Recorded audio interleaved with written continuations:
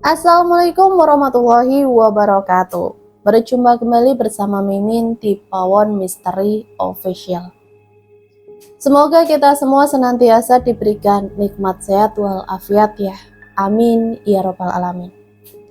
Nah, untuk kesempatan kali ini, Mimin akan melanjutkan cerita yang sebelumnya. Susuk Nyi Blorong. Seperti apa akhir dari ceritanya?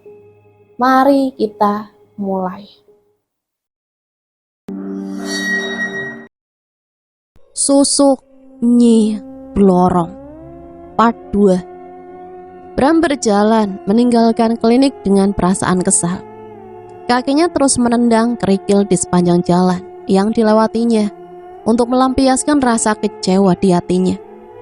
Perkataan suster Ana tadi masih terus terngiang-ngiang di telinga. Mas harus jadi pasien dulu kalau mau nemuin dokter Putri. Sekejap kemudian Bram menemukan sebuah titik terang saat melihat pecahan kaca di pinggir jalan yang dilewatinya. Entah apa yang dipikirkannya. Bram mengambil salah satu pecahan kaca itu dan langsung menggoreskannya. Darah segar pun mengalir dari pergelangan tangannya. Namun dia terlihat tidak kesakitan dan malah tersenyum puas. Kali ini kamu gak akan bisa menghindar lagi, batinya. Bram pun bergegas kembali ke klinik sambil memegangi pergelangan tangannya yang terus mengucurkan darah. Dok, ada pasien baru datang, lapor suster Ana yang menelpon Putri. Keluhannya apa, Sus? Luka goresan di tangan, dok. Baiklah, sekarang suruh dia masuk. Baik, dok. Suster Ana pun menutup telepon dan mempersilahkan Bram untuk masuk ke ruangan Putri. Sementara itu, di dalam ruangan, Putri berniat meminta Nenek Ratih untuk meninggalkan ruangannya. Putri sedikit merasa risih karena diawasi sosok tidak kasat mata yang hanya mampu dilihat oleh dirinya saja. Nek, saya mau ada pasien, Nenek pergi aja dulu. Kalau Bram kesini lagi, biar saya sampaikan pesan Nenek, ujar Putri hati-hati pada Nenek Ratih yang masih berdiri di pinggir jendela. Gak usah repot-repot, nak. Itu Bram sudah di sini kok, saut Nek Ratih dengan senyum sumringah. Baru saja Nek Ratih menyelesaikan ucapannya, Bram memasuki ruangan Putri dengan tangan bersimbah darah. Apa? Putri kaget melihat bahwa ternyata Bram yang menjadi pasiennya. Setelah mengucapkan salam, Bram pun duduk di depan Putri. Pria itu menatap dengan tatapan sayu. Apa harus nunggu saya terluka dulu, baru Anda mau menemui saya, Dokter Putri? Tanya pria berhidung mancung itu seraya menatap Putri dengan sorot mata yang menyipit. Gak usah formal gitu, lagian kita seumuran, jawab Putri santai. Tidak ingin suasana menjadi canggung, Putri pun segera mengambil peralatan untuk mengobati tangan Bram yang terluka. Kena goresan apa ini? Tanya Putri memecah keheningan. Kena pecahan kaca di jalan. Sakit enggak? Enggak, lebih sakit dari sikap kamu yang sengaja enggak mau nemuin aku, saut Bram sedikit kesal. Bukannya enggak mau nemuin kamu, tapi di sini tuh klinik, bukannya tempat lain. Jadi kalau di tempat lain kamu mau nemuin aku ya? Pertanyaan Bram membuat Putri tidak bisa berkata-kata lagi. Udah selesai nih, ujar Putri lalu merapikan peralatannya. Kenapa mau nemuin aku? Tanya Putri sembari menuliskan resep untuk Bram. Sebenarnya aku masih penasaran. Waktu itu kamu sempat ngasih peringatan tentang nenekku. Aku ingin tahu, dari mana kamu tahu kalau nenekku sedang dalam bahaya? Putri menghela nafas. Sebenarnya dia malas untuk membahas hal itu lagi. Namun Nenek Ratih masih terus menatapnya penuh harap. Mau tidak mau, dia pun bercerita tentang kemampuannya yang bisa melihat makhluk tidak kasat mata. Apa kamu percaya kalau di dunia ini ada orang bisa melihat sosok lain di sekitaran kita? Aku percaya kok, saut Bram dengan lantang. Segitu cepatnya kamu percaya? Nenekku selalu mengatakan, ada banyak hal di dunia ini yang tidak bisa kita terima dengan akal sehat. Tergantung kepercayaan masing-masing. Nenek Rati terus memohon pada Putri untuk menyampaikan pesan kepada Bram. Iya Nek, Putri tahu, saut Putri sambil melihat ke arah jendela. Perkataan Putri yang sangat tiba-tiba itu membuat Bram terkejut dan sedikit takut. Pasalnya di ruangan ini hanya ada mereka berdua. Pemuda itu pun menoleh ke sana kemari, kalau-kalau ada yang terlewat olehnya. Putri, Kak, kamu lagi ngomong sama siapa sih? Tadi kamu bilang percaya kalau ada orang yang bisa ngelihat mereka. Salah satunya aku. Kenapa sekarang kamu jadi takut? Enggak kok, aku enggak takut, cuma penasaran aja. Nenekmu duduk tepat di samping kamu. Kalau kamu mau ngomong, ngomong aja. Beliau bisa dengar kok. Ujar Putri santai, lalu meneruskan kembali pekerjaannya. Serius? Nenek aku ada di sini? Kata Bram sambil berpindah posisi. Putri hanya mengangguk, sedangkan Bram bingung mau mulai dari mana. Nenek, ini Bram. Nenek dengarkan. Nenek jangan khawatir ya.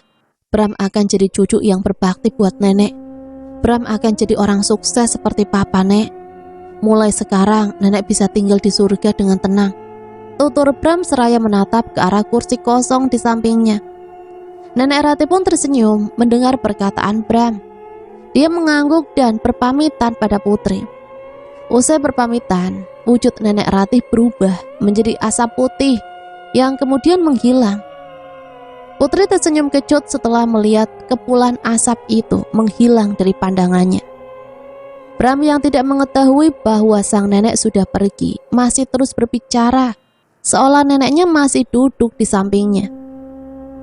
Nek, maafin Bram ya, belum bisa membawa menantu pilihan nenek. Padahal aku ingin sekali nenek melihat Bram menikah. Tapi ya sudahlah, mau bagaimana lagi. Bram janji bakal ngedapatin menantu seperti idaman nenek, oke? Sautnya bersemangat. Seketika Putri tertawa mendengar ucapan Bram yang terdengar seperti anak kecil itu. Kok kamu ketawa, Put? Kamu bohongin aku ya? Ujar Bram menatap Putri yang masih tertawa. Bukannya gitu, nenek kamu udah pergi dari tadi kok. Saut Putri masih dengan senyum kecilnya. Kok kamu gak ngasih tahu aku sih? Bram kembali ke posisinya dan tersipu malu. Gimana mau ngasih tahu? Orang kamunya ceriwis, gak berhenti gitu. Bram menatap Putri yang masih tersenyum. Hatinya bergetar. Seperti ada pertunjukan drum band yang ditabuh di dalam hatinya. Pria itu merasa senang saat melihat wanita di hadapannya itu terlihat ceria. Ternyata kamu cantik juga ya kalau lagi senyum. Ujar Bram seketika. Ucapan Bram itu sontak menyadarkan Putri dan membuat wanita itu jadi salah tingkah. Nih udah selesai, aku udah tulis resepnya, kamu bisa ambil obatnya di luar. Makasih ya, karena udah nyampein pesanku ke nenek dan juga untuk ini. Bram mengangkat tangannya yang terbalut perban.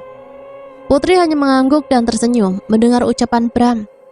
Saat hendak meninggalkan ruangan, Bram mengurungkan niatnya dan berbalik lagi menghampiri Putri. Boleh aku minta nomor ponsel kamu? Tanya Bram seraya menatap Putri. Putri sedikit terkejut mendengar permintaan Bram. Dia terdiam sejenak karena bingung harus menjawab apa. Tanganku kan masih sakit, nanti kalau infeksi gimana? Biar aku bisa tanya-tanya gitu. Ujar Bram beralasan. Nih, ambil kartu namaku. Saut Putri menggeleng-gelengkan kepalanya, lalu memberikan kartu namanya kepada Bram. Makasih lagi ya. Saut Bram dengan senyum sumringah dan pergi keluar dengan perasaan yang bahagia. Pada saat bersamaan, sebuah mobil sedan berwarna putih melintas di depan klinik itu. Mang, berhenti sebentar. Saut Donna yang berada di dalam mobil. Amarah Donna tersulut saat melihat Bram, pemuda yang disukainya itu, keluar dari klinik tempat Putri bekerja dengan wajah yang tersenyum lebar. Dasar wanita jalang, umpatnya seraya meremas tangan. Donna benar-benar merasa kesal karena ternyata Bram lebih tertarik kepada Putri ketimbang dirinya. Sesampainya di rumah, Donna membanting tas miliknya dan berteriak-teriak melampiaskan kekesalannya. Sylvie yang mendengar teriakan sang anak pun langsung menemuinya. "Donna, ada apa ini sayang? Kenapa baru pulang marah-marah gini?" tanya wanita berambut keriting itu. "Aku benci sama cewek jalang itu, mah." "Maksud kamu siapa? Apa si Putri?" "Siapa lagi kalau bukan dia, mah? Kenapa lagi? Apa yang dia lakukan ke kamu?" "Mama tahu kan kalau aku dari dulu suka sama Bram. Tapi cewek jalang itu berani-beraninya ngerebut dia dari aku, mah," cetus Donna sambil terisak. "Hah? Serius kamu, Don? Dari mana mereka bisa kenal satu sama lain?" tanya Sylvie heran. Donna pun menceritakan semuanya dan juga tentang Bram yang keluar dari klinik Putri tadi. Sylvie pun geram usai mendengar penuturan Donna. "Sayang, kamu gak usah khawatir. Mama akan membantu kamu. Sepertinya sudah saatnya kamu tahu. Besok kamu harus ikut Mama ya." "Memangnya kita mau kemana, Mah?" "Besok juga kamu bakal tahu. Udah jangan uring-uringan," saut Sylvie lalu pergi meninggalkan Donna yang masih kebingungan dengan maksud sang mama. Bram tengah terbaring di kasurnya sambil mengamati kartu nama yang diberikan Putri. Dia masih terbayang-bayang senyuman Putri yang seketika membuat hatinya senang. Aneh, kenapa aku senyum-senyum gini kalau ingat wajah dia? Kayaknya ada yang salah nih, gumam pria itu. Lalu dia pun mengambil ponselnya dan mencoba mengirim pesan pada Putri. "Halo Dokter Putri, lagi ngapain?" ketik Bram berbasa-basi untuk mengobati kegalauan hatinya. Pria itu menunggu balasan dari Putri dengan sabar. Wajahnya terus saja tersenyum, membayangkan senyuman Putri. Sementara di saat yang sama, Putri sedang makan malam bersama keluarga Krishna. Saat suara pesan masuk dari ponsel milik Putri memecah keheningan suasana. Sejenak wanita itu melirik nama pengirim yang terpampang di layar ponselnya dan tidak mengacukannya. Dalam hatinya dia merasa kesal karena Bram terus mengejarnya. Bram mulai kehilangan kesabaran lantaran balasan pesan dari Putri tidak kunjung datang. Dia pun kembali mengetik sejumlah pesan untuk menarik perhatian wanita yang membuatnya terkagum-kagum itu. Alhasil ponsel Putri pun terus-menerus berbunyi dan membuat Donna merasa risih. "Kenapa nggak dibales sih? SMS-nya berisik tahu." "Donna," bentak Krishna membela Putri. "Memangnya siapa sih malam-malam gini kirim pesan melulu ke kamu, Put?" tanya Bagas penasaran. Ini pasien baru aku, Kak. Mungkin dia mau tanya tentang lukanya tadi." "Oh gitu ya, Om kira Putri sudah punya pacar sekarang. Jadi malu-malu gitu," ejek Krishna. Putri yang sedang mengunyah makanan hampir saja tersedak mendengar omongan pamannya itu. Buru-buru dia meminum air untuk meredakan rasa canggungnya. Enggak Om, Putri nggak punya pacar kok," pantanya seraya mengatur sikapnya kembali. "Putri, kamu adalah wanita yang baik. Dan Om berharap kamu bisa mendapatkan laki-laki yang baik pula," tutur Krishna dan dijawab dengan anggukan oleh Putri. "Kalau cowok itu jahat sama kamu, bilang ke kakak ya, ntar kakak hajar dia." "Ah Kak Bagas, apaan sih? Serius, Putri belum punya pacar kok." Wanita itu menunduk, tersipu malu. Melihat pemandangan itu, Donna tiba-tiba menggebrak meja dengan kasar. Dia benci melihat keakraban Putri dengan keluarganya. "Aku udah kenyang, Mah. Aku balik ke kamar," ucapnya sambil berlalu begitu saja. "Kenapa tuh anak?" saut Bagas seraya menggeleng melihat tingkah laku adiknya. "Ini semua gara-gara papa sama kamu, Gas. Udah Mama juga kenyang." Sylvie ikut pergi, meninggalkan mereka bertiga yang masih keheranan. Putri yang merasa suasana itu menjadi tidak nyaman, ikut meninggalkan meja makan. "Om, Kak Bagas, Putri juga udah kenyang. Putri balik ke kamar dulu ya." Setelah sampai di kamar, Putri langsung menelpon Bram. sebelum ponselnya meledak karena pesan yang menumpuk dari pria itu. "Halo, ada apa sih?" tanya Putri dengan ketus begitu telepon diangkat. "Aku kira kamu sudah tidur." "Jam segini biasanya kami semua masih makan malam," jawab Putri. "Oh, maaf ya kalau aku ganggu. Aku benar-benar nggak tahu," ujar Bram lirih. "Aku udah selesai kok. Ada perlu apa?" "Besok siang aku ke klinik ya. Aku nggak tahu cara ganti perban. Dan kayaknya ini perban udah kotor banget. Aku takut infeksi, bisa kan?" Bram pun beralasan, padahal niatnya hanya ingin bertemu dengan Putri.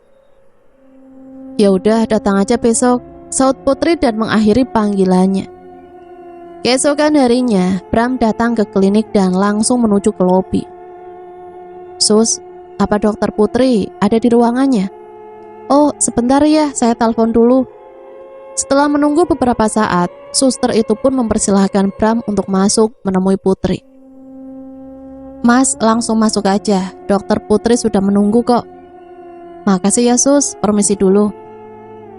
Belum sempat Bram masuk ke ruangan Putri, pria itu mendengar beberapa suster tengah berbisik-bisik membicarakan Putri. "Lihat tuh, padahal kemarin sok banget nggak mau nemuin. Sekarang langsung dibolehin masuk, kayak perempuan nggak beraja," ujar salah satu suster. Bram merasa geram mendengar gunjingan mereka tentang Putri dan berbalik arah. "Apa kalian semua nggak punya kerjaan selain menggosip? Dokter Putri itu atasan kalian, tapi kalian sama sekali nggak punya sopan santun. Kalau mau jadi dokter, yang profesional dong," cetus Bram memarahi mereka semua. Para suster itu hanya diam karena tidak mengira Bram akan mendengar percakapan mereka. Tanpa menunggu lebih lama lagi, para suster itu pun membubarkan diri. Bram mendengus kesal dan kembali melangkah menuju ruang Putri. Tiba di ruang Putri, Bram masih belum bisa melupakan gunjingan para suster tadi. Wajahnya terlihat kesal dan marah. "Suasana hati kamu sedang buruk ya? Kok jelek itu mukanya? Apa kamu akan terus membiarkan mereka bergosip tentang kamu sesuka hati mereka?" saut Bram masih dengan nada kesal. Putri langsung memahami maksud perkataan Bram yang barusan mengalihkan pembicaraan. Dia tidak ingin membahas hal yang membuat perasaannya kesal. "Sini tangan kamu, niat kesini mau ganti perban atau mau ngomelin orang sih?" saut Putri yang mencoba menenangkan hati pria itu. "Tahu nggak apa yang dikatakan mereka tentang kamu?" "Aku tahu kok, udah biasa bagiku," saut Putri santai. "Kamu tuh kelewat baik ya, kenapa nggak ditegur aja?" "Aku nggak suka memperpanjang masalah, ntar juga mereka berhenti sendiri." Beberapa lama kemudian terdengar suara pintu diketuk. "Iya, masuk." Terlihat suster Ana dan kedua orang temannya pun memasuki ruangan Putri. "Iya, ada apa sus?" tanya Putri sambil membersihkan luka di pergelangan tangan Bram. Begini dok, kami mau minta maaf atas sikap kami ke dokter selama ini. Kami nggak bermaksud melanggar kesopanan kami dok. Kami janji tidak akan mengulanginya lagi. Dokter mau memaafkan kami kan?" tutur suster Ana meminta maaf dengan tulus. Putri sedikit terkejut mendengar perkataan tulus dari suster Ana. Dia pun tersenyum dan berkata, "Sebelum kalian berbuat salah, saya sudah memaafkannya kok. Jadi jangan pikirin lagi ya." "Beneran dok, terima kasih banget dok. Dokter memang sangat baik." "Ya udah kalian boleh pergi makan siang sekarang." Putri pun memberikan izin pada kedua suster itu untuk beristirahat. "Iya dok, dokter juga jangan lupa makan. Kami permisi dulu." Putri menatap Bram dan pria itu berbalik menatapnya. "Makasih ya, seumur-umur aku kerja di sini belum pernah mereka minta maaf sampai segitunya." "Kalau kamu mau berterima kasih, traktir aku makan siang dong, biar imbas," tawar Bram. Ya udah, tunggu di luar bentar, aku ambil tas dulu." Putri tersenyum dan bergegas membereskan meja kerjanya. Bram dan Putri makan siang di sebuah warung sederhana yang terletak di dekat klinik. Semula Bram ingin mengajak Putri makan di restoran favoritnya yang berada lumayan jauh dari klinik. Namun Putri menolaknya. Wanita itu tidak ingin meninggalkan klinik terlalu jauh hanya untuk makan siang. Kukira cewek seperti kamu itu bakal malu makan di tempat seperti ini. Celetuk Bram. Ngapain mesti malu? Harta itu titipan Allah. Selama itu halal, makan di mana saja nggak akan jadi masalah. Bram tersenyum mendengar alasan Putri yang dianggapnya sangat bijak itu. Pria itu semakin terpesona dengan Putri yang menurutnya tidak hanya cantik wajahnya, tetapi juga cantik hatinya. Makanan yang dipesan pun datang dan mereka menikmatinya sambil terus melanjutkan obrolan. Kalau boleh tahu, sejak kapan kamu mulai bisa melihat arwah? Tanya Bram sembari melahap rawon pesanannya. Sejak aku bangun dari koma beberapa tahun yang lalu. Wah, jadi kamu tidur selama itu? Dan setelah bangun kamu bisa melihat mereka? Putri mengangguk cepat. Tiba-tiba angin dingin melewati rambutnya. Wanita itu sedikit tersenyum karena ia tahu pertanda itu. Gitu dong Nek, kalau datang tuh ngasih sinyal dulu ke Putri biar gak kaget lagi, ujarnya sambil tergegah. Bram langsung terkejut karena di warung itu tidak ada nenek-nenek seperti yang disebutkan Putri. Put, nenek siapa itu? Tanya Bram sembari celingak-celinguk. Nenek kamu lah, tuh beliau duduk di samping kamu. Jawab Putri sambil melahap makanannya. Hah? Putri? Nek Ratih kan sudah dikuburkan, kenapa nenek belum juga pergi ke surga? Tanya Bram keheranan. Kalau kata orang yang baru meninggal itu arwahnya masih gentayangan selama 40 hari. Jawab Putri seraya menyeruput es kelapa muda. Jadi nenek bakal ngikutin aku selama 40 hari ya? Tanya Bram mulai panik. Putri mengangguk dan tersenyum saat melihat wajah Bram yang ketakutan. Gak usah takut, kan kamu gak bisa ngelihat mereka. Anggap saja mereka gak ada dan lakukan aktivitas seperti biasanya, saran Putri. Bram menghela nafas dan sedikit merasa lega. Donna dan Sylvie, sang ibu, sedang menumpang sebuah taksi menuju ke suatu tempat. Hampir 1 jam perjalanan, akhirnya mereka memasuki kawasan yang dipenuhi pepohonan rindang. Donna yang melihat keadaan sekitar begitu gelap dan sunyi jadi merasa takut. Ma, sebenarnya kita mau kemana sih? Kok di hutan gini? Nanti kamu juga bakalan tahu, Don. Beberapa lama kemudian, mereka pun sampai di sebuah rumah sederhana. Mereka berdua turun dari taksi dan berdiri menatap rumah yang tampak menyeramkan itu. Tulang belulang yang digantung di sekeliling rumah menambah aura mistis tempat tersebut. Mereka berdua segera mendekati tempat itu. Ma, ini tempat apaan? Donna takut, Ma. Rintih Donna seraya memegangi lengan ibunya. Ada Mama di sini sayang, kamu gak perlu takut, ayo kita masuk. Saat kaki mereka menginjak lantai kayu di rumah itu, tiba-tiba saja Mbah Karyo sudah berada di hadapan Donna dan Sylvie sambil menyalakan kemenyan pada sebuah wadah berbentuk kendi. Sudah lama kita tidak bertemu, ujar Mbah Karyo. Iya Mbah masih ingat sama saya. Sylvie pun buka suara. Tentu saja, Mbah tidak akan lupa pada semua anak-anak Mbah, kata Mbah Karyo sambil tersenyum memperlihatkan gigi hitamnya. Apa ini anakmu? Sudah besar rupanya, ucap Mbah Karyo dengan senyum menyeringai, membuat Donna semakin mengeratkan pegangan tangannya. Iya Mbah, ini anak saya. Kami kesini karena ingin memasang susuk Mbah, ujar Sylvie dan mengagetkan Donna. Susuk Mah? Buat siapa? Ya buat kamu lah sayang, memangnya buat Mama. Jadi kamu belum cerita semua padanya.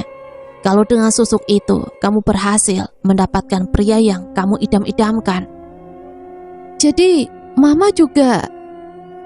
Iya Mbah, setelah hari ini saya akan menceritakan semuanya, saud Sylvie memotong ucapan Donna. Jadi, apa anakmu sudah siap untuk memasang susuk hari ini?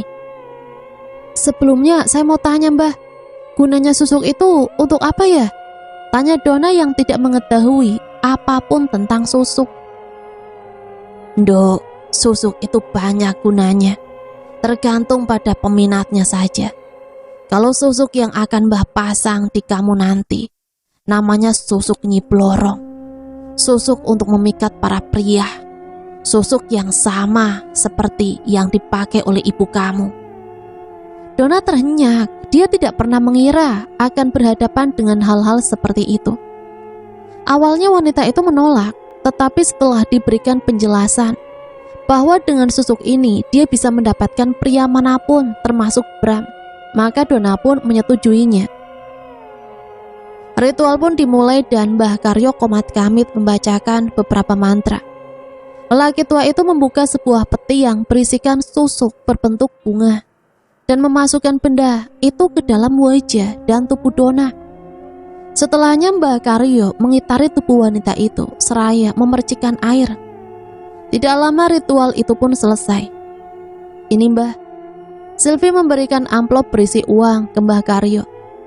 Terima kasih Nduk, saut Mbah Karyo sambil terkekeh. Oh iya, syaratnya tetap sama ya. Kamu tidak boleh makan sate dari tusuknya dan juga hindari makan pisang raja. Yang paling penting, jangan gunakan susuk itu untuk melukai seseorang. Kalau kamu melanggar, kamu akan menerima konsekuensinya. Ujar Mbah Karyo memperingatkan Dona. Iya Mbah, kami mengerti. Saya akan menjaga Dona supaya menuruti perintah Mbah, saut Sylvie.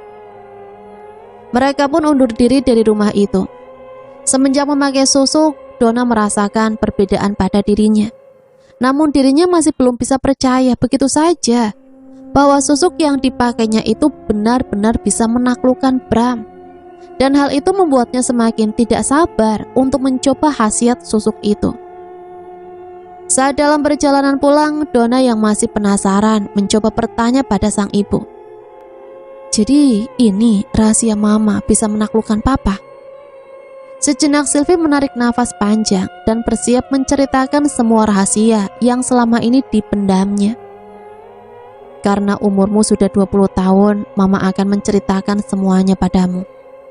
Mama harap kamu bisa mendapatkan lelaki manapun yang kamu sukai sayang, jawab Sylvie seraya mengelus rambut Dona.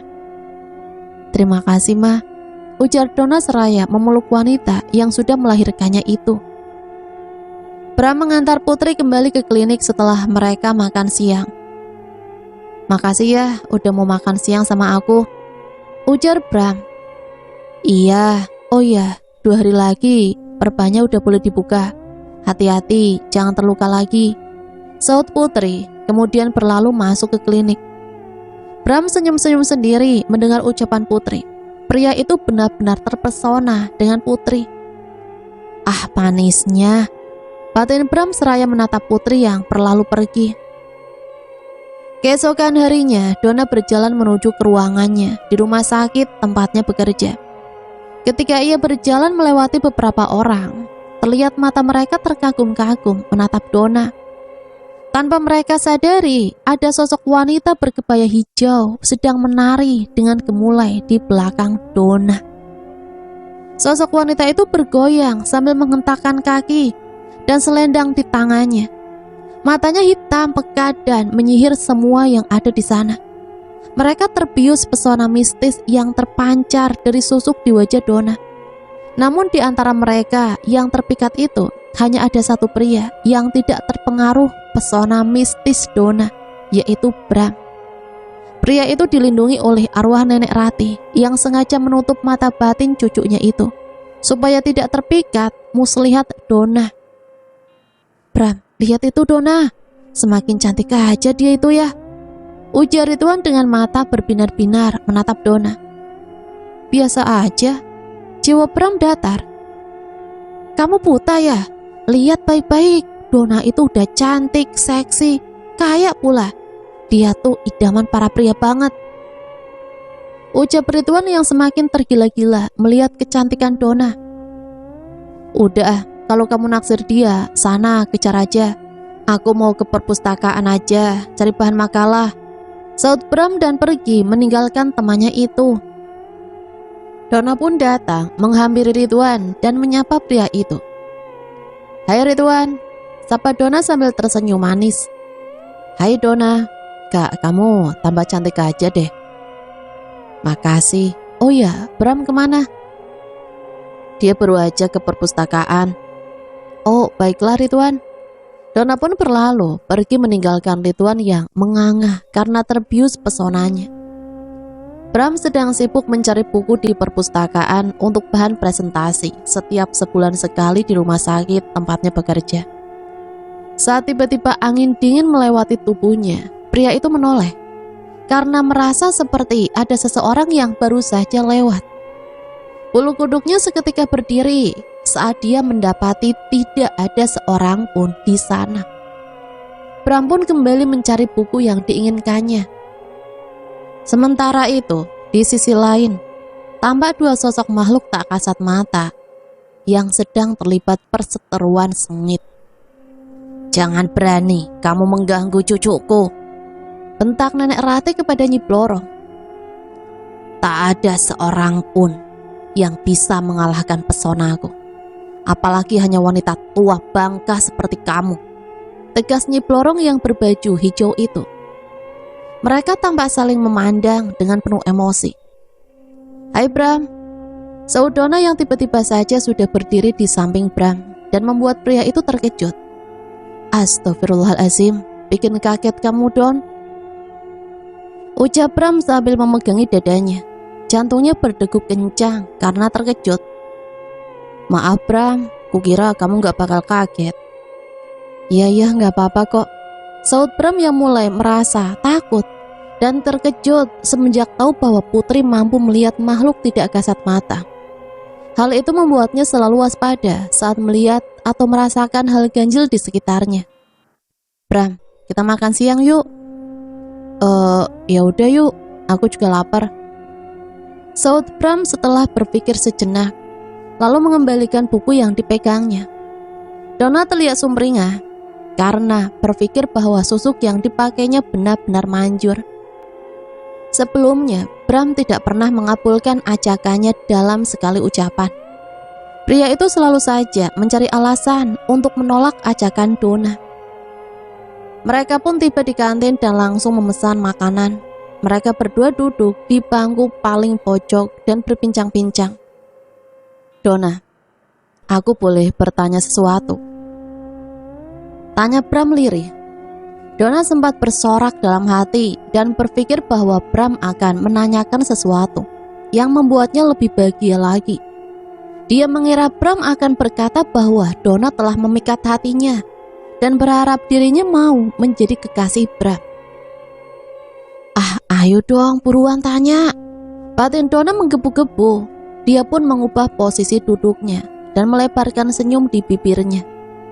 Iya Bram, mau tanya apa ya? Tanya Donna lembut dan tersipu malu. Ngomong-ngomong, si Putri sudah punya pacar belum ya? Tanya Bram lirik. Raut wajah Donna seketika berubah mendengar pertanyaan Bram yang terasa bagaikan petir di siang bolong itu.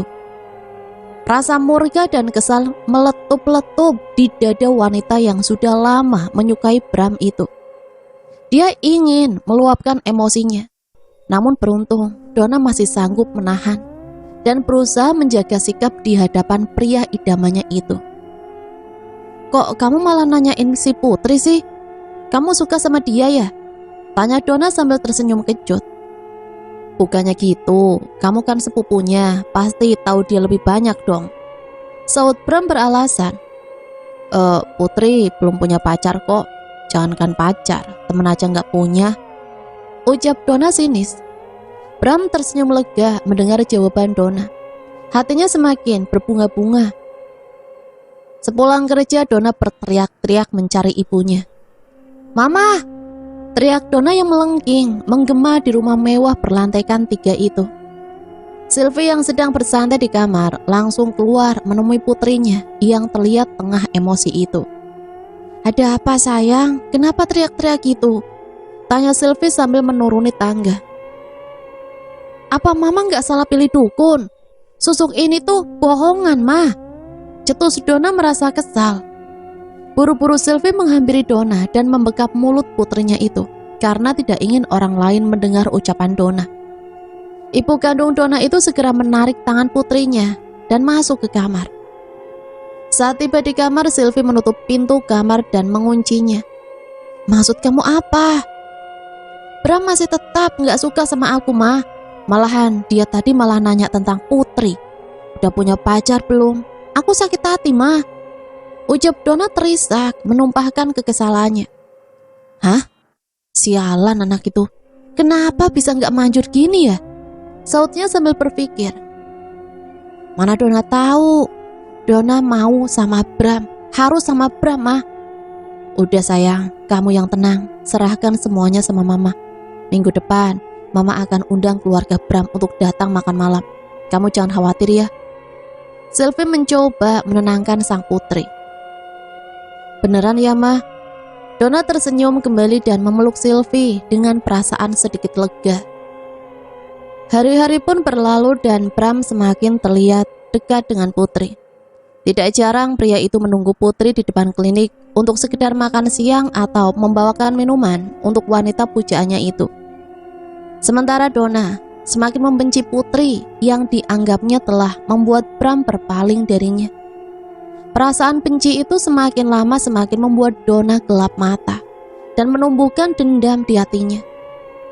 Saat makan malam pun tiba dan tidak seperti biasanya, Putri merasa gelisah karena merasa ada aura jahat di sekelilingnya. Aura yang dirasakannya itu lebih jahat dan gelap. Berulang kali Putri mencoba untuk bersikap tenang, seolah tidak ada apa-apa. Namun Putri tidak bisa mengelak saat melihat sosok wanita berbaju hijau yang selalu mengikuti Donna itu terus menatap tajam ke arahnya. Seolah tahu bahwa Putri bisa merasakan dan melihat kehadirannya. Hal itu membuat Putri kehilangan selera makan dan terus menundukkan kepalanya untuk menghindari tatapan sosok menyeramkan itu. Don, apa kamu habis perawatan? Kok tambah cantik gini? Bagas, kakak kandung Donna mulai memuji pesona sang adik. Ah kakak, bisa aja. Aku kan emang udah cantik dari lahir. Siapa dulu dong mamanya? Saud Donna dengan bangga. Iya nih anak papa. Jadi tambah cantik ya. Udah bahaya nih, bisa-bisa diculik orang nanti. Timbal Krishna turut menggoda sang putri. Apa-apa, bercandanya kelewatan deh. Donna tertawa puas. Setidaknya dia mendapatkan dukungan dari ayah dan kakaknya karena sihir dan susuk itu. Mereka semua tertawa sambil terus menggoda Donna yang terlihat semakin cantik dan menarik. Semua bergembira menikmati makan malam dan obrolan segar. Hanya Putri seorang yang tidak merasakan kegembiraan itu karena diselimuti rasa takut dengan sosok wanita yang terus berada di belakang Donna. Keringat dingin terus mengucur dari pelipisnya dan membuat gemetaran. Putri, kenapa kamu? Kok gemetaran gini? Tanya Krishna yang melihat keponakannya itu, hanya menunduk saja. Om, Putri sedikit pusing. Putri minta izin makan di kamar aja ya. Putri sakit ya, kita periksa yuk, biar Kak Bagas yang antar. Kata Bagas yang juga terlihat khawatir melihat wajah Putri yang memucat. Enggak usah Kak, mungkin cuma kecapean. Putri ke kamar dulu ya. Maaf semuanya, Putri pamit duluan. Saud Putri sambil berlalu meninggalkan ruang makan.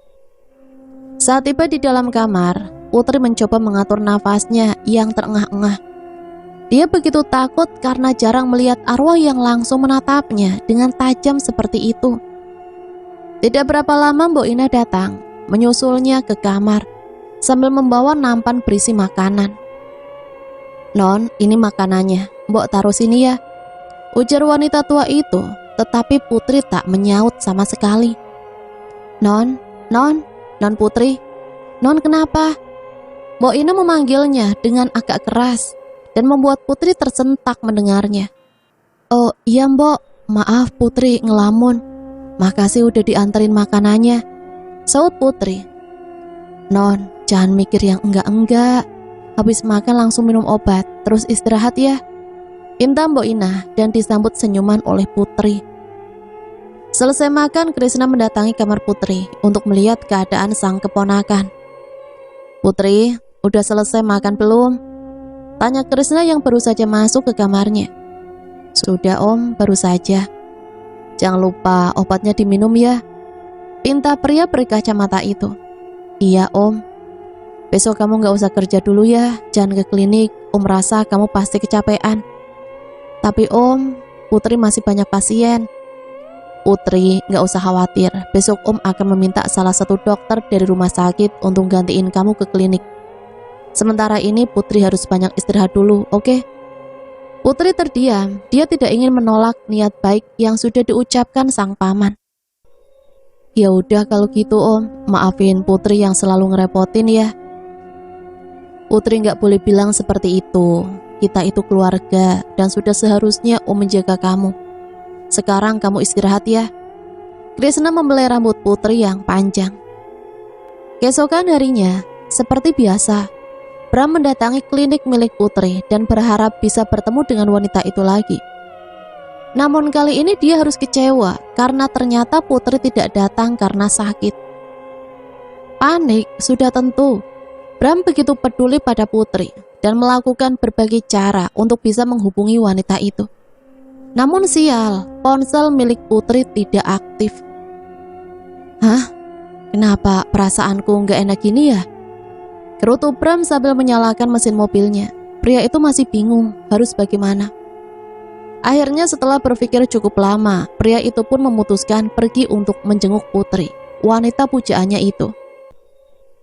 Putri merasa bosan berdiam diri di dalam kamar. Dia pun memutuskan pergi ke taman yang berada di dekat rumahnya untuk mengusir rasa bosannya itu. Dia pun segera melangkah menuju taman usai memasukkan beberapa buku dan sebuah Walkman ke dalam tas.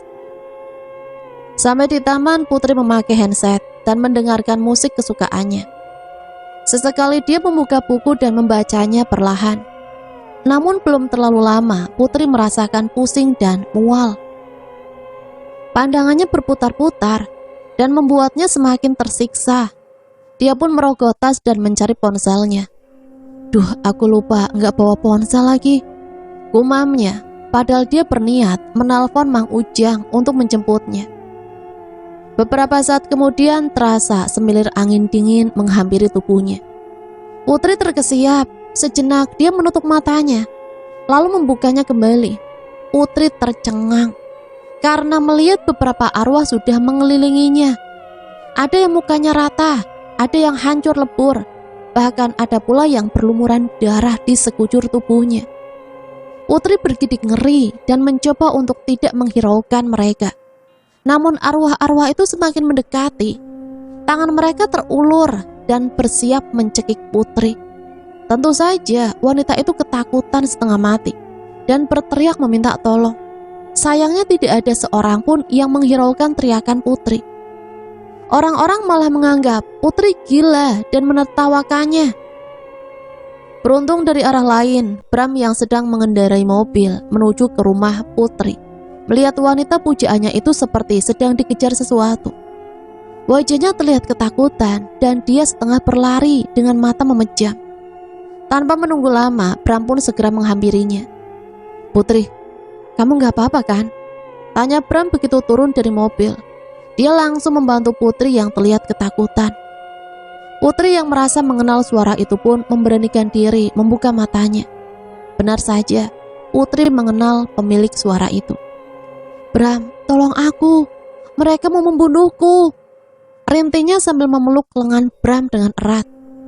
"Tenanglah, ada aku di sini. Siapapun tidak akan melukaimu." Bram pun mengantar Putri pulang karena khawatir dengan keadaan wanita itu. Masih tersimpan rasa penasaran di dalam benaknya. Namun pria itu berusaha menahan dan memilih diam. Sesampainya di depan rumah Putri, Bram pun segera membangunkan Putri yang sempat tertidur karena kelelahan. "Putri, kita udah sampai nih," ujar Bram lembut. Putri yang membuka matanya perlahan. Ia menghela nafas. "Syukurlah." Sebenarnya ada apa Putri? Kenapa kamu begitu ketakutan?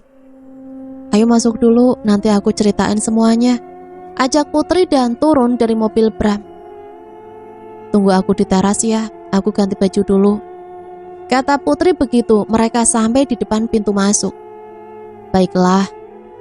Mbok, itu Bram, teman Putri. Bisa tolong kasih minum ke dia, Mbok. Putri mau ganti baju dulu. Baik, Non. Saut Mbok Ina dan berjalan ke dapur. Beberapa saat kemudian, Mbok Ina datang menemui Bram dan menghidangkan teh beserta beberapa makanan kecil. Ini Den, silahkan dinikmati. Nggak usah repot-repot, Mbok. Makasih ya. Mbok Ina pun mengangguk dan berpamitan untuk kembali ke dapur menyelesaikan urusannya. Beberapa saat kemudian Donna terlihat tiba di rumah dan melihat Putri sedang berjalan turun dari tangga. Pikiran jahat mulai merasuki kepalanya. Andai saja kamu jatuh dari tangga itu dan kakimu patah, aku pasti akan sangat bahagia sekali. Umpatnya dengan tatapan penuh amarah. Tiba-tiba sosok wanita yang selalu berada di belakang badan Donna langsung menghilang dan muncul di belakang badan Putri. Sosok itu menunjukkan senyumannya yang jahat dan matanya yang melotot. Terlihat ia tengah bersiap mendorong tubuh Putri agar jatuh dari tangga. Bram yang tengah menunggu Putri sambil menikmati teh buatan Mbok Ina tiba-tiba saja tersentak. Sayup-sayup suara seperti bisikan terdengar di telinganya. Bram, cepat tolong Putri. Dia dalam bahaya besar. Bram mengenali suara itu. Suara itu suara Nenek Ratih yang rupanya mengetahui rencana jahat Nyi Blorong untuk mencelakai Putri. Tanpa berpikir lebih lama lagi, Bram langsung menerobos masuk ke rumah Putri. Benar saja, pria itu mendapati Putri yang terjatuh dari tangga, dan dengan sigap Bram segera menangkap tubuh wanita pujaannya itu. Putri, kamu gak apa-apa? Tanya Bram sambil melihat Putri yang masih ketakutan karena melihat sesosok wanita yang berada di dekatnya. Pada saat bersamaan, Putri melihat arwah Nenek Ratih menarik selendang Nyi Blorong dan menghilang entah kemana. Aku gak apa-apa kok, kamu bisa turunin aku, makasih, ujar Putri sedikit tenang. Donna yang melihat kejadian itu pun berjalan mendekat. Dia sama sekali tidak mengira Bram akan muncul tiba-tiba dan menyelamatkan Putri. Hatinya terbakar api cemburu dan tidak bisa terima begitu saja kedekatan pria idamannya itu dengan Putri. Loh Bram, kok kamu bisa di sini? Iya, katanya Putri sakit, makanya aku kesini jenguk dia. Heh, segitu baiknya kamu. Aku curiga sebenarnya kalian berdua ini ada hubungan apa sih? Tanya Donna dengan sinis. Putri mengetahui nada suara Donna terdengar kesal. Dia tahu Donna tidak suka dirinya dekat dengan Bram. Kami cuma teman, Don. Ya udah, aku ke belakang dulu. Kalian ngobrol aja. Putri pun pergi meninggalkan mereka berdua karena tidak ingin membuat masalah dengan sepupunya itu. Bram ingin menyusul Putri, tetapi Donna mencegah langkahnya. Bram, tunggu. Kita harus bicara. Pinta Donna. Kita bicaranya besok aja ya, aku permisi dulu. Saut Bram seraya pergi meninggalkan Donna yang semakin merasa kecewa dan muak karena pria yang dia sukai tidak pernah menganggapnya sama sekali. Bram meninggalkan Donna dan menyusul Putri ke teras. Pria itu terenyuh melihat Putri tengah duduk sendirian.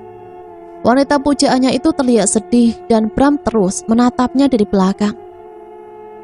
Ada sesuatu yang membuat Bram selalu mengkhawatirkan keadaan Putri dan ingin terus melindunginya, namun dia tidak tahu sesuatu itu apa. Bram begitu mengagumi ketabahan Putri dalam menjalani kehidupan yang berbeda dengan manusia lainnya. Pria itu salut karena Putri terus berusaha mengendalikan ketakutan yang timbul akibat kemampuan mistis yang dimilikinya. Putri membenahi posisi duduk saat melihat Bram datang menyusulnya. Sudah ngobrolnya sama Donna, kok cepet banget? Aku sama dia juga tiap hari ketemu di tempat kerja. Kami bisa ngobrol kapan aja. Beda sama kamu yang sulit banget ditemui. Lagian aku kesini mau nemuin kamu, bukan dia. Ujar Bram terang-terangan. Putri menatap pria yang tengah duduk di hadapannya itu dengan malu-malu. "Makasih ya udah nolongin aku 2 kali hari ini." "Iya, sudah seharusnya." "Maksudnya?" Putri balik bertanya. "Entah kenapa hatiku merasa gak tenang saat kamu dalam bahaya." Lagi-lagi Putri tersipu malu mendengar penuturan itu. Setelah beberapa saat, dia pun menceritakan kejadian di taman tadi pada Bram dan juga sesosok wanita yang selalu berada di belakang Donna. "Mengapa mereka mau mencelakaimu?" "Aku juga gak tahu apa alasannya. Oh iya, nenek kamu ada di sini. Biarkan aku bertanya beberapa hal dulu padanya." Bram pun mengangguk dan menyimak dengan serius. Meskipun dia tidak bisa melihat kehadiran sang nenek, pria itu ingin memahami cara Putri berinteraksi dengan arwah nenek Ratih. "Nek, makasih ya tadi udah nolongin Putri. Tapi wanita itu sebenarnya siapa, Nek?" tanya Putri pada arwah nenek Ratih yang berdiri di hadapannya. "Nyi Blorong itu, Nak. Dia yang menjaga Donna untuk saat ini." "Menjaga Donna? Kok bisa, Nek? Tapi dulu Donna gak ada yang jaga loh, Nek. Aneh." "Kalau orang dulu menyebutnya gembolan susuk, Nak.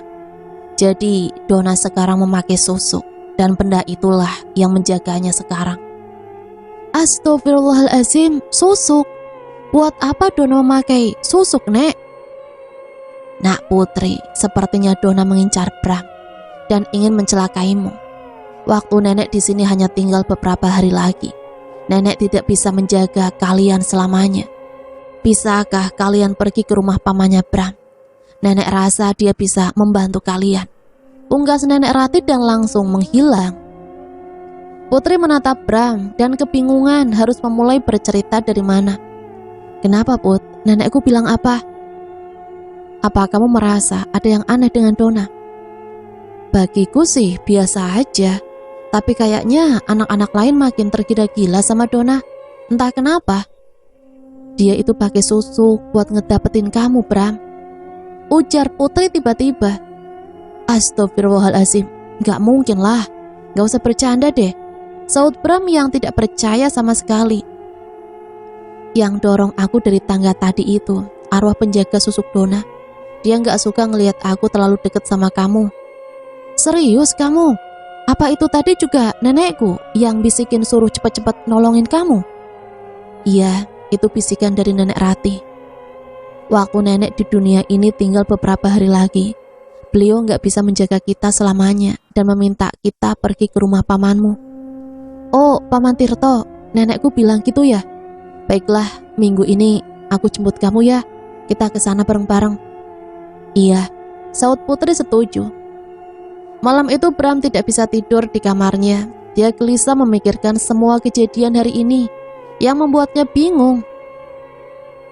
Bram pun kembali mengingat semua perkataan Putri dan bangkit dari ranjangnya. Pria itu membuka laptopnya dan mencari informasi tentang susuk. Setelah beberapa lama mencari di internet, Bram mendapatkan beberapa informasi penting. "Jadi seperti ini," gumamnya bermonolog. Keesokan harinya, setelah terbebas dari kesibukan mengurus pasien, Bram segera mengajak teman-teman untuk makan siang. Tidak lupa, Bram pun turut mengundang Donna. "Tumben banget ngajakin kita makan, Bram. Ada angin apa nih?" "Iya nih, kayak seneng banget itu anak." "Nah kawan-kawan, pesanannya sudah datang," seru Bram sambil meletakkan beberapa piring sate ayam dan kambing. "Apa nggak ada menu lain ya?" tanya Donna yang terkejut melihat piring-piring berisi sate itu. Dia pantang menyantap sate karena memakai susuk. "Kenapa, Don? Bukannya kamu suka banget makan sate?" tanya Clara keheranan melihat sikap Donna. Sebagai teman baik, Clara tahu pasti bahwa Donna sangat menyukai sate. Aku lagi diet," saud Donna beralasan. "Sate ini dibakar, Don, bukan digoreng. Dijamin gak bikin gemuk kok. Yuk makan," saud Bram yang terus berusaha menawarkan sate-sate itu pada Donna. Donna pun tidak bisa mengelak lagi mendengar ucapan manis dari mulut Bram. Dengan wajah cemberut, Donna pun memakan sate itu dengan cara melepaskan daging sate dari tusuknya menggunakan garpu. Loh, kok nggak dimakan dari tusuknya, Don? Rasanya beda tahu. Celetuk Ridwan yang masih sibuk mengunyah daging di mulutnya. Aku suka makan kayak gini kok. Udah jangan peduliin aku, lanjut aja makannya. Melihat sikap Donna, akhirnya Bram pun mengetahui bahwa Donna pantang memakan sate dari tusuknya. Sama seperti tulisan pada artikel yang dibacanya semalam. Rencana Sylvie untuk mengundang keluarga Bram sudah mendapat izin dari Krishna. Itu berarti rencananya untuk menjodohkan Donna dengan Bram tinggal selangkah lagi. Sylvie tidak ingin Donna kalah bersaing dengan Putri untuk mendapatkan cinta Bram. Rasa benci di hatinya semakin memuncak dan keinginannya untuk menyingkirkan Putri semakin besar. Malam pun tiba dan undangan makan malam itu sudah diterima oleh keluarga Bram. Berbagai hidangan sudah tersaji lengkap di atas meja makan. Tidak lama kemudian keluarga Bram pun datang dan makan malam pun dimulai. Saat di meja makan, mereka menikmati hidangan diselingi obrolan ringan. Sesekali terdengar gelak tawa di antara mereka. Om, Tante, ini ada sedikit oleh-oleh, ujar Bram sembari memberi keranjang buah berisi pisang raja. Aduh, gak usah repot-repot nak Bram, saut Sylvie yang terkejut melihat pisang raja itu. Enggak kok Tante, biasa aja. Bram sudah dewasa ya? Sudah punya pacar belum nak? Tanya Krishna berbahasa basi. Saya suka sama seorang wanita om, tapi kayaknya wanita itu masih menutup hatinya. Yang semangat, kamu itu cowok, harus pantang menyerah. Iya om, makasih. Saut Bram seraya melirik Putri yang duduk diam tepat di hadapannya. Donna juga semakin cantik ya, sudah dewasa dan persis sama mamanya, uji Wahyu, ayahnya Bram. Ah om, bisa aja, saut Donna malu-malu. Kalian berdua pacaran ya? Kok jadi malu-malu gini? Ledek Bagas yang sedari tadi menyimak obrolan. Enggak kok kak, kami cuma temenan aja, saut Bram buru-buru menanggapi dan melirik ke Putri lagi. Donna langsung merasa kecewa mendengar perkataan Bram. Dia sangat berharap pria itu akan menerima cintanya. Tapi kalau kalian berdua memang pacaran, Tante sama Om sih setuju-setuju aja. Timbal Sylvie melancarkan aksinya. Sebenarnya wanita yang saya suka itu. Ucapan Bram terhenti dan langsung berdiri menghampiri Putri. Saat melihat wanita itu seperti orang kehabisan nafas. Putri merasakan hawa panas yang menyergap di bagian lehernya. Semua orang turut panik melihat Putri yang sedikit kejang dan tidak bisa berkata-kata. Putri, kamu kenapa Put? Tanya Bram dengan cemas. Tanpa menunggu lama, Putri pun segera dilarikan ke rumah sakit. Namun anehnya, dokter malah mengatakan bahwa Putri baik-baik saja dan tidak ada hal serius. Dokter bahkan beranggapan bahwa Putri hanya mengalami gangguan pernapasan biasa. Tentu saja Bram tidak bisa terima begitu saja diagnosa dokter itu. Jelas-jelas dia melihat Putri kesakitan karena sesuatu terjadi di lehernya. Bram tidak bisa lagi menahan rasa cemasnya terhadap Putri. Putri terbaring dan menangis sendirian di dalam kamar perawatan. Bram yang sedang menunggunya pun datang menghampiri. Putri, kamu kenapa nangis? Ada apa? Putri beranjak dari tempat tidurnya lalu duduk bersandar. Dia menatap langit-langit kamar dan kembali terisak. Aku salah apa sama mereka, Bram? Aku gak pernah sekalipun ganggu mereka. Isak Putri sambil terus menangis. Bram mendekat dan perlahan memeluk wanita itu, lalu menepuk-nepuk bahunya agar perasaan Putri kembali tenang. Besok aku akan membawamu ke rumah pamanku. Aku ingin sekali ini segera berakhir. Bertahanlah sebentar lagi, ujar Bram seraya menggenggam tangan Putri dengan erat. Sementara di luar jendela kamar, tampak Krishna sedang melihat mereka berdua. Dia tahu bahwa Bram berusaha melindungi Putri. Krishna pun mengurungkan niatnya untuk masuk ke kamar itu. Keesokan harinya, Putri sudah diizinkan pulang. Karena dari hasil pemeriksaan menyeluruh, tidak ditemukan penyakit serius di dalam tubuh Putri. Padahal keadaan Putri belum sepenuhnya membaik. Hal itu dimanfaatkan Bram untuk membawa Putri mengunjungi Paman Tirto. Pria itu pun segera meminta izin pada Krishna untuk membawa Putri. Semula Krishna kurang setuju melihat keadaan Putri yang masih lemah. Namun Bram terus mendesak Krishna untuk memberikan izin. Alhasil Krishna pun memberikan izin dengan catatan bahwa Bram harus membawa Putri dengan hati-hati dan kembali dengan selamat. Bram pun menyetujui syarat yang diajukan Krishna dan segera membawa Putri untuk masuk ke dalam mobilnya. Sementara di dalam mobil, Putri terbaring lemas dan tubuhnya menggigil. Keringat dingin terus mengalir dan membasahi baju yang dikenakannya. Bahkan beberapa kali dia mengigau memanggil nama sang ibu. "Putri, bertahan sebentar lagi ya," ujar Bram cemas sambil menggenggam tangan wanita itu. Sepintas Bram melihat ada tanda bekas cekikan yang semakin terlihat menghitam di leher Putri. Pria itu tidak tahu apa penyebabnya, namun yang pasti dia melihat Putri begitu kesakitan. Saat di perjalanan, Bram menyempatkan diri menelpon sang paman. Dia cemas melihat keadaan Putri yang semakin lemah dan tidak ingin gegabah mengambil keputusan sebelumnya.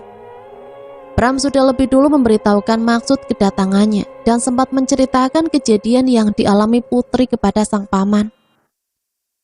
"Halo Om, bagaimana ini? Putri tampak kesakitan dan terus merintih Om," ucap Bram kebingungan. "Apa ada tanda yang lebih jelas, Bram?" tanya Paman Tirto dari seberang telepon. "Itu Om, di lehernya Putri ada bekas cekikan dan makin lama makin menghitam Om. Padahal kemarin tanda itu nggak ada."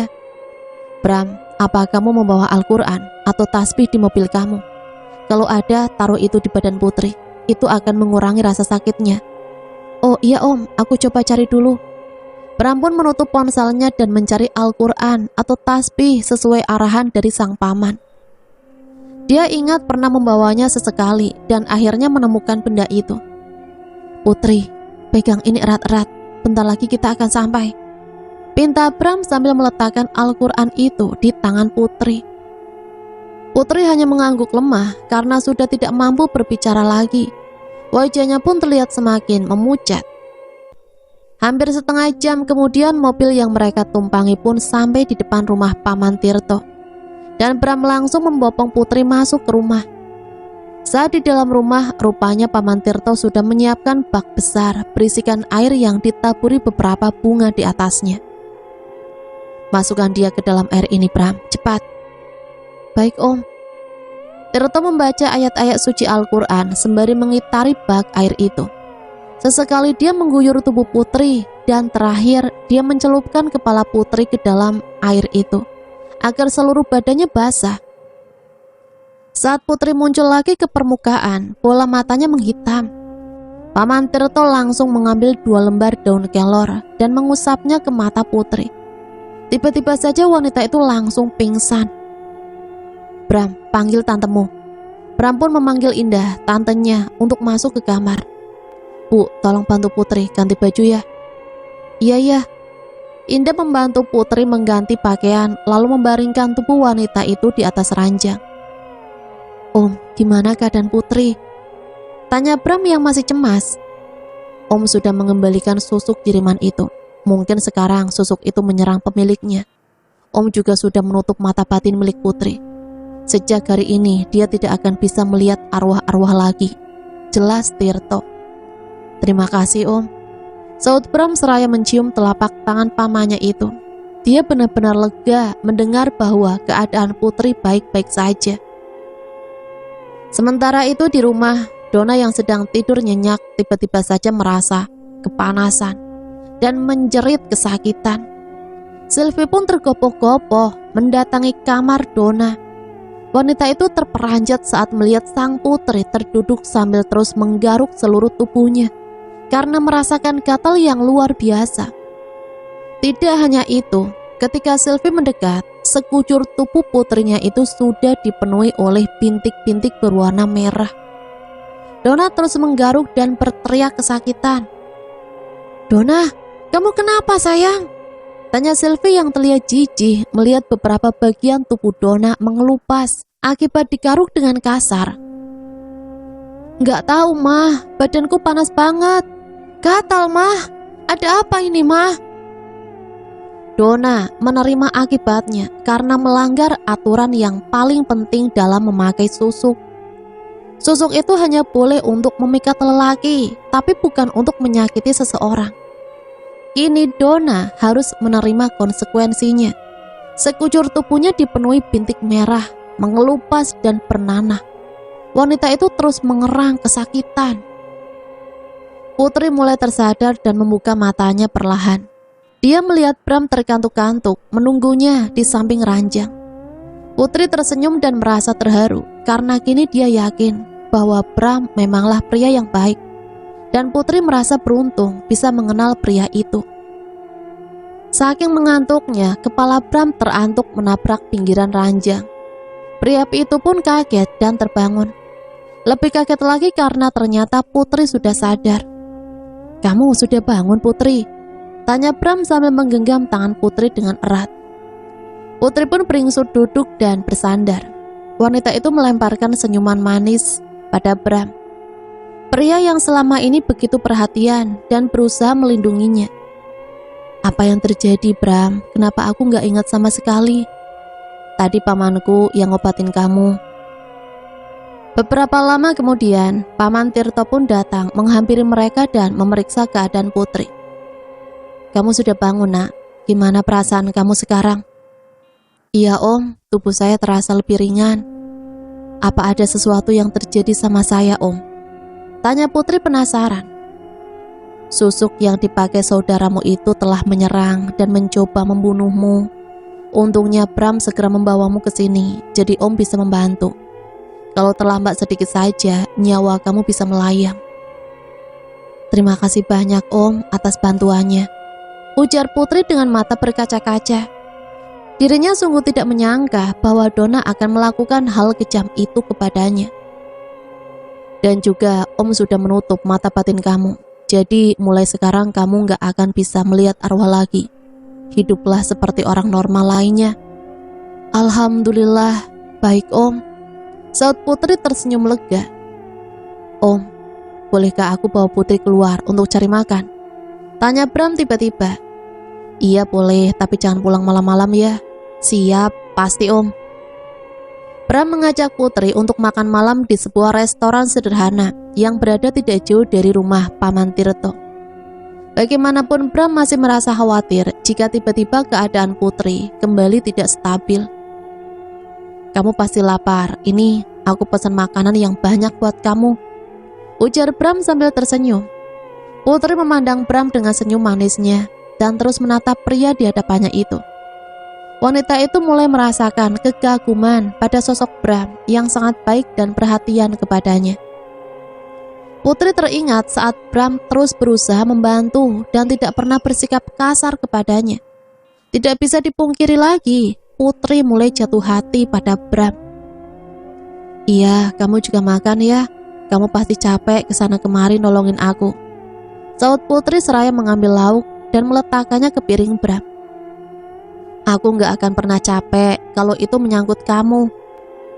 "Bram," Putri memanggilnya dengan lirih. "Iya, makasih untuk semuanya ya, untuk tetap bertahan di sisiku sampai hari ini," ujar Putri menatap pria yang sangat baik itu.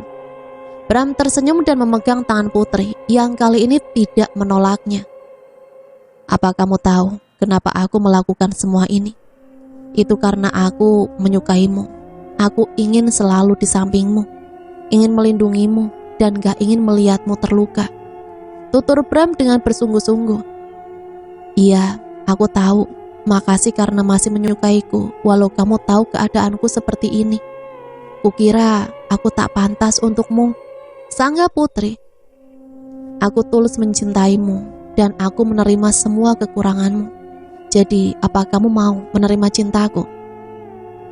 Putri menghela nafas dan berpikir sejenak. Hatinya berbunga-bunga. Mendengar permintaan Bram, dirinya sadar bahwa rasa cinta itu juga telah tumbuh di hatinya. "Iya, aku terima cinta kamu, Bram." Saut Putri sambil tersenyum lebar. Yes, akhirnya Putri nerima cinta aku. Teriak Bram yang sontak membuat semua orang menatap ke arahnya. Udah, jangan teriak-teriak gitu, malu tahu. Putri menarik Bram untuk duduk lagi. Aku seneng banget, sumpah. Putri tersenyum malu menatap Bram yang kini resmi menjadi kekasihnya itu. Hatinya bahagia karena kini telah ada sosok pria yang akan terus menjaganya. Oh iya Bram, gimana keadaan Donna sekarang? Aku juga nggak tahu, tapi kata pamanku, susuk itu akan menyerang balik ke pemiliknya. Kamu gak usah cemas, besok kita langsung pulang. Malam ini kita menginap di rumah paman dulu, karena hari sudah mulai gelap. Nanti biar aku yang ngabarin Om Krishna. Putri mengangguk tanda setuju. Dia semakin kagum pada sosok Bram yang begitu bertanggung jawab. Putri bersyukur telah dipertemukan dengan Bram. Krishna dan Bagas baru saja pulang dari kantor. Mereka bergegas masuk ke kamar Donna untuk melihat apa yang terjadi setelah mendengar rintihan kesakitan dari kamar itu. Ada apa ini, Mah? Kenapa Donna jadi seperti ini? Tanya pria itu cemas melihat keadaan putrinya. Sylvie hanya terdiam dan tidak ingin berkata-kata. Istri Krishna itu tengah dilanda rasa cemas karena takut rahasia besar yang selama ini disimpannya akan terbongkar. Wanita itu kebingungan menjawab setiap pertanyaan yang dilontarkan kepadanya. Mah, cepat katakan, apa yang sebenarnya terjadi? Bentak Bagas yang tidak tahan lagi melihat Sylvie bungkam. Desakan itu pun membuat Sylvie pun menyerah dan terpaksa menceritakan semua yang dia rahasiakan selama ini. Sylvie terisak saat menceritakan bahwa dirinya memakai susuk untuk mendapatkan cinta Kuncoro. Namun Sylvie kecewa karena Kuncoro lebih memilih ibunya Putri ketimbang dirinya. Kekecewaan itu semakin membesar dan melahirkan dendam di hati Sylvie. Semenjak itu, Sylvie begitu membenci Putri dan ingin mencelakai keponakannya itu.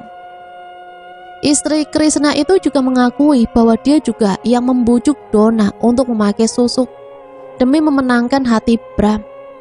Namun sekali lagi, niat jahat itu tidak berhasil karena ternyata Bram lebih memilih Putri. Hal itu membuat Donna berniat mencelakai Putri. Naas, niat jahat itu justru berbalik kepadanya dan malah melukai Donna. Sylvie bersimpuh dan memohon ampun pada sang suami. Wanita itu terus memohon agar Krishna memaafkan perbuatan jahatnya. Krishna sendiri benar-benar terpukul dan malu atas semua perbuatan istrinya. Dan hari itu juga dia memutuskan untuk membawa semua keluarganya keluar dari rumah Putri. Suami Sylvie itu tidak ingin istrinya masuk penjara karena itu berarti tidak ada yang menjaga Donna nantinya. Krishna menyerahkan diri pada pihak berwajib dan mengakui semua kesalahan yang dilakukan istrinya. Akibatnya, Krishna harus mendekam di penjara untuk menebus kejahatan yang tidak pernah dia lakukan demi melindungi keluarganya. Putri sempat syok karena mengetahui dalang dari kecelakaan orang tuanya adalah Sylvie. Bibinya sendiri, Putri yang dibesarkan dengan didikan yang baik, itu tidak menyimpan dendam sama sekali kepada orang yang jelas-jelas membenci dan ingin mencelakainya.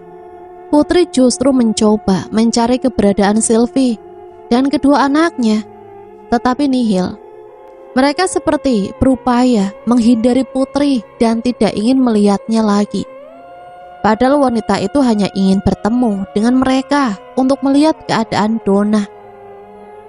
Beberapa bulan kemudian terdengar kabar bahwa Donna telah menghembuskan nafas untuk yang terakhir kalinya. Menjelang kematiannya, Donna sempat meminta maaf kepada Putri dan menyesali semua perbuatannya. Namun nasi sudah menjadi bubur dan hal yang terlanjur terjadi tidak mungkin bisa kembali. Putri yang mendengar kabar itu pun datang bersama Bram ke pemakaman sepupunya itu. Putri, maafin Tante ya. Tante sungguh jahat dan bersalah telah menghancurkan keluargamu, Put. Isak Sylvie sambil terus menangis. Wanita itu tahu bahwa meski berkali-kali dirinya memohon ampun, hal itu tidak akan mampu menghidupkan kembali kedua orang tua Putri. Cukup tante, Putri sudah memaafkan tante. Tanpa berkata-kata lagi, Putri bergegas meninggalkan mereka. Saat sudah berada di dalam mobil, Putri menangis terseduh-seduh karena tidak mampu lagi menahan rasa sakit di hatinya. Bram yang melihat kekasihnya terseduh langsung memeluk dan berusaha menenangkannya dengan lembut. Putri melampiaskan tangisannya dalam pelukan Bram. Mang, bisa tolong berikan dokumen ini ke Tante Sylvie, pinta Bram yang tidak ingin meninggalkan kekasihnya itu. Iya Den, baik. Bram kembali mengelus rambut Putri yang masih terisak di pelukannya. Apa perasaanmu sudah sedikit lega sekarang? Tanya Bram lembut. Putri pun mengangguk perlahan dan Bram menghapus air mata yang membasahi pipi mungil wanita itu. Sekarang semuanya sudah selesai. Allah sudah memberikan balasan yang setimpal untuk tantemu itu. Kamu bisa bernafas dengan lega sekarang, ujar Bram. Apa aku sudah melakukan yang terbaik, Bram? Kamu sudah melakukannya dengan sangat baik, sayang. Aku bangga sama kamu. Pacarku ternyata bukan orang yang pendendam, saut Bram seraya mengecup kening kekasihnya itu. Mendengar perkataan Bram, Putri merasa lega dan berhenti menangis. Mang Ujang datang menghampiri Sylvie dan memberikan sebuah amplop coklat berisi dokumen pada wanita itu. Nyonya, ini saya mau menyampaikan titipan dari Non Putri. Sylvie terdiam sesaat memandangi amplop coklat di tangan Mang Ujang. Perasaannya tidak menentu. Apa ini, Mang? Tanya Sylvie saat menerima dan membuka amplop itu. Seketika air mata Sylvie kembali tumpah usai membaca isi dokumen itu. Wanita yang pernah berniat jahat pada Putri itu tidak mengira bahwa Putri akan memberikan beberapa aset kekayaan keluarga Kuncoro untuknya. Sylvie terharu karena ternyata Putri tidak menyimpan dendam sama sekali padanya. Dan hal itu semakin membuat Sylvie menyesali perbuatannya. Kini Putri tidak perlu mengkhawatirkan lagi keadaan keluarga Krishna karena mereka bisa melanjutkan hidup dengan aset yang diberikannya. Selain itu, sebagai pewaris tunggal kekayaan keluarga Kuncoro, Putri meminta bantuan ayah Bram untuk mengelola rumah sakit yang dulu diurus oleh Krishna. Bersama Bram yang kini menjabat sebagai direktur rumah sakit, Putri menjalani hari-harinya dengan perasaan tenang dan bahagia. Bahkan dalam waktu dekat, Bram berniat untuk menikahinya. Putri berdiri di jendela kamar dan melihat sosok wanita berbaju putih tengah memandangnya dari luar jendela dan tersenyum ke arahnya. Sosok itu melambaikan tangannya seolah berpamitan. Entah mengapa Putri langsung meneteskan air matanya melihat pemandangan itu. Ibu, ibu, teriak Putri memanggil sang ibu. Bram yang mendengar teriakan itu langsung mendatangi Putri yang rupanya tengah mengigau. Putri, kenapa sayang? Ada apa? Kenapa nangis gini? Bram membangunkan Putri dari tidurnya. Putri tidak berbicara apa-apa dan langsung memeluk pria yang kini telah sah menjadi suaminya itu. Ternyata selama ini sang ibu masih terus mengikuti Putri. Kini setelah semua masalah itu selesai, beliau bisa pergi dengan tenang. Kenapa sayang? Ada apa? Jangan bikin aku cemas. Tanya Bram lagi karena Putri tidak menyahut. Tadi aku mimpi, ibu berpamitan. Dia tersenyum melihatku. Kurasa ibu sudah bisa pergi dengan tenang sekarang, ujar Putri seraya mengusap air matanya. Syukurlah, mungkin ibumu sudah tidak khawatir lagi karena sekarang ada aku yang menjaga kamu, saut Bram dan memeluk wanita yang dicintainya itu. Mereka saling berpandangan, lalu Bram mengecup bibir Putri yang mungil. Mereka tersenyum bersama dan berpelukan kembali. Ingatlah, semua yang kita tanam itulah yang kita petik. Seburuk-buruknya manusia saat mereka melakukan kesalahan, janganlah membalasnya, tetapi doakan dia. Tetaplah bersikap dan berprasangka baik dengannya, agar kelak dia sadar sendiri atas semua perbuatannya. Sampai di sini Mimin pamit undur diri, mohon maaf apabila banyak salah kata. Sampai berjumpa kembali di cerita-cerita selanjutnya. Matur suwun, wassalamualaikum warahmatullahi